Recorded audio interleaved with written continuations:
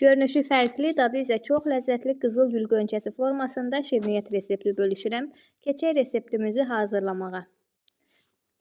Bizə lazımdır 4 stəkan un, üzərinə 3 dolu yemək qaşığı şəkər tozu, 1 paket qabartma tozu əlavə eləyirəm. Üzərinə soyuducudan çıxardığım 200 qram çədə yağını rəndənin iri gözündən rəndələyirəm və əlimlə umaç formasına gələnə qədər qarışdırıram. Orta hissəsində yer açıb üzərinə 4 dolu yemək qaşığı qatıq əlavə eləyirəm. Siz qatığı xama ilə də əvəz eləyə bilərsiniz. Üzərinə 2 ədəd yumurta sarısı, çay qaşığının ucunda sarı kök əlavə eləyib keçirəm xəmiri əlimlə yoğurmağa. Xəmiri ilk öncə yoğurmağa başladıqda bu formada quru alınır. Siz yoğurmağa davam elədikcə xəmir formasını alacaq. Yenə də ehtiyac olarsa əlavə qatıqdan istifadə edə bilərsiniz. Ancaq nəzarətli şəkildə əlavə eləyin ki, xəmiriniz yumuşaq alınmasın. Bərk xəmir olmalıdır.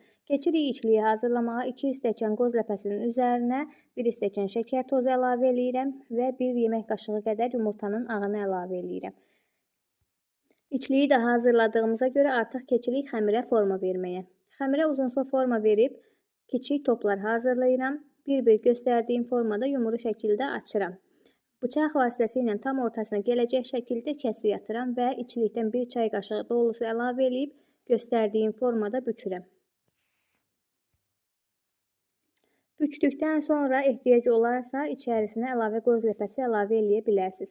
Altını isə bu formada bərkidirəm. Təkrar birini də göstərirəm ki, sizin üçün daha da aydın olsun. Videonu bura qədər izləmişsinizsə sizdən xahişim səhifəm yenidir. Dəstək üçün səhifəmə takib atıb videolarımı bəyənməyinizdir. Dəstək olan hər kəsə indidən öz təşəkkürümü bildirirəm. Bacardığım qədər asan reseptlər bölüşürəm ki, sizlər də hazırlaya biləsiniz. Hamısını eyni qayda ilə hazırlayıb qoyuram sobaya bişməyə. Öncədən 160 dərəcə isidilmiş sobada üzəri qızarana qədər bişiririk. Siz də hazırlayın, hazırlayan hər kəsə nuş olsun.